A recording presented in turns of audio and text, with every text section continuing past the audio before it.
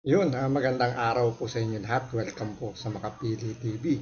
So, base rito kay Banat Bay, mukhang napahiya po si Martin Romualdez at si BBM dahil sa yung impeachment ba is mukhang hindi na matutuloy dahil sa maraming komplikadong ah, basihan o hindi yung pagsunod sa proseso dahil sa politika.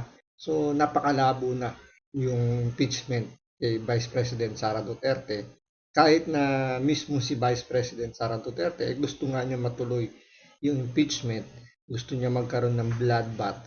Pero mukhang yung mga senador natin na nakaupo pa ngayon dahil mapapalitan pa yan at yung mga uupong bago against sila sa impeachment ni Vice President Sara Duterte. So ito, panoorin po natin si Banat Bay kung bakit nasabi niya na napahiya itong si BBM at si Romualdez sa kanilang planong pagpapa-impeach kay Vice President Sara Duterte. So ito, panoorin po natin. Alam nyo, grabe grabe. Pahiya ho si Speaker at si Marcos dito sa balita na to. Bakit ho kanyo? Kasi yung plano nilang patalsikin, yung plano nilang i-impeach si BP Sara Duterte ay wala na. Pinis na ika nga. Sabi ng mga senador. Ilang mga senador. Bakit kanyo? Nako po, ipapaliwanag natin ngayong araw na ito. Nako, nakakatuwa ho ito. Palakpakan natin. Dahil yung kanilang maitim na balak, wala na, finish na. Kaya wag na, tama na yung masyadong pinag-uukulan ng pansin yan kasi mukhang delicates na, wala na mangyayari. Ang dapat pag-usapan ngayon ay yung kaduda-dudang eleksyon na naganap sa ating bayan at yung mga issue na mas mahalaga. Halimbawa, yung tinalakay sa issue ni Senator Bongo, yung sa PhilHealth, di ba? Yung merong pakialam ang taong bayan. Kasi kahit nga 'di ba sa ilang mga survey nagsasabing hindi sila pabor na ma-impeach si BP Sara Duterte. Kasi nga this is just politics. Tandaan ho natin na nakasulat ho yan sa batas, isang desisyon, ika nga, na ang impeachment, it's not about the guilt of the person. It's the trust of the people for that person to remain in the office. Di ba? Yun po ang impeachment. It is not really for the guilt. Ibig sabihin, kung nais talaga nila ng guilt, dapat po sa korte ho ito isinampa. Correct dito si Banat Bay. Bakit hindi sila nag-file ng kaso sa korte? Which mean, yung pinaka common, di ba, kapag government official yung kinakasuhan, so ombudsman. So bakit hindi nila doon i-file yung kaso? Kasi alam nila mababasura lang. Kasi nga, si ombudsman, uh, chairman ng ombudsman, o basta si Martires, di ba? Siya mismo, sinabi niya, ang confidential funds, hindi kailangan ng resibo. Kasi once yan ni-require mo ng resibo, hindi na confidential yan. So doon pa lang, olats na kung doon isasampa yung kaso. Kaya nga ginawa nila is i-impeach si Vice President Sara Duterte. Kasi akala nila medyo mapapabilis yung proseso dahil yung Senate President ramdam nila na ito kaalyado ng Administrasyong Marcos. Pero mukhang nagkamali sila dahil si Escudero medyo pumapanig sa kanan sa kaliwa. So walang disposisyon kung saan talaga siya tututok ng kanyang alyansa. Pero siyempre dahil nga politika, yung impeachment, at si Escudero ay namumulitika din. So kailangan niyang gumitna. Tandaan niyo si Escudero hanggang 2028 lang. So magiging re-electionista po siya. So whether acquit or ma-dismiss yung si Vice President Sara Duterte, tatamaan yung political career ni Escudero. Kaya lumalaylo, gumigit na siya para hindi siya masyadong maipit once na magkaroon ng election. Tandaan nyo, ang election medyo malapit-lapit na yan dahil hindi lang 3 years na lang yan. Although mga na lang yan, 1.5 years na lang.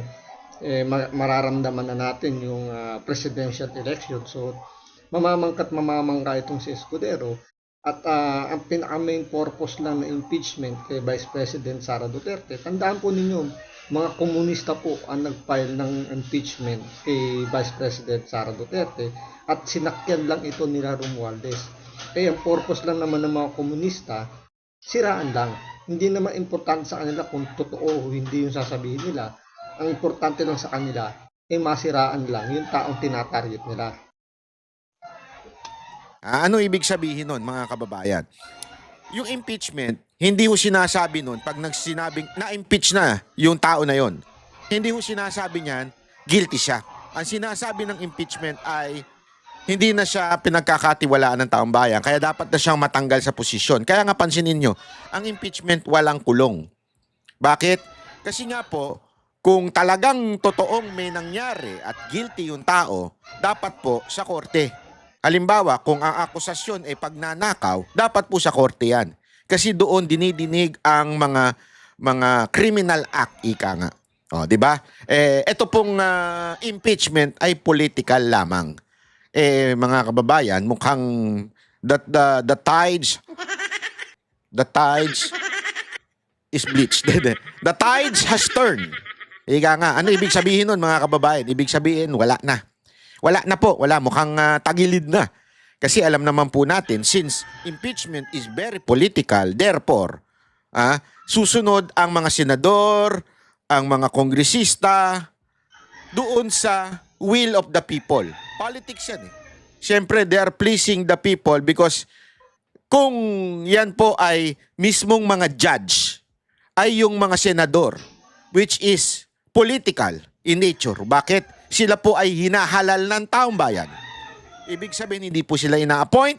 Unlike the judges na ina-appoint, ang mga politiko ay hinalal ng taong bayan. So, makikinig sa taong bayan yan. Ang nangyari noong 2025, talaga nga namang olat. Olat si Marcos.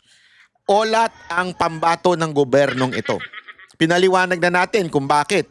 Kasi nga, again, yung mga nanalo doon sa alyansa, they won not because of Marcos, but because of established name and the support of some religious group. It's not really on Marcos endorsement, ika nga. Bakit? Kasi nga, kung gusto natin talaga makita na meron pa pong endorsement power ang ating Pangulo, Marcos, Pangulo nyo pala, hindi namin Pangulo yan.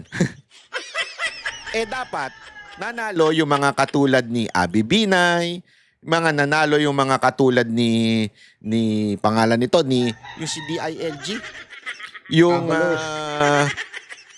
dinaig pa ang mga jowa ninyo. Kasi yung jowa ninyo, laging wala.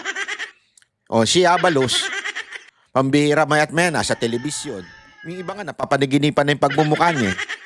And yet, hindi nanalo. Even if ang talagang total endorsement coming from the government, from Marcos itself, with all the makinarya, walang nangyari. Ladies and gentlemen. At saka banat bay, saka mga kababayan ko, isa yan sa mga katangahan na ginawa ng administrasyon ni Bongbong Marcos. Yung pagtatag ng bagong alyansa na yan, yung alyansa niya. Bakit kamo? Kasi yung mga pinagkukuha naman niya dun sa alyansa niya, yung mga dati ng politiko, mga dati ng senador, pero yung mga dati ng politiko like si Abalo, si Abby Binay, bago lang sa Senado yan. Pero yung the rest ng mga inilagay niya sa kanyang alyansa ay mga dati ng politiko, mga dati ng senador. Siyempre, yan may mga may mga karanasan na at alam na paano laruin yung politika. So, ginamit lang nila yung administrasyon, yung makinarya ng administrasyon para manalo. Pero eventually, meron na mga plano yan.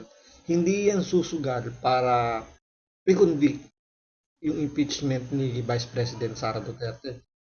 Malaki pa rin yung posibilidad na hindi nila sundin kung ano yung gustong mangyari ni Bongbong Marcos.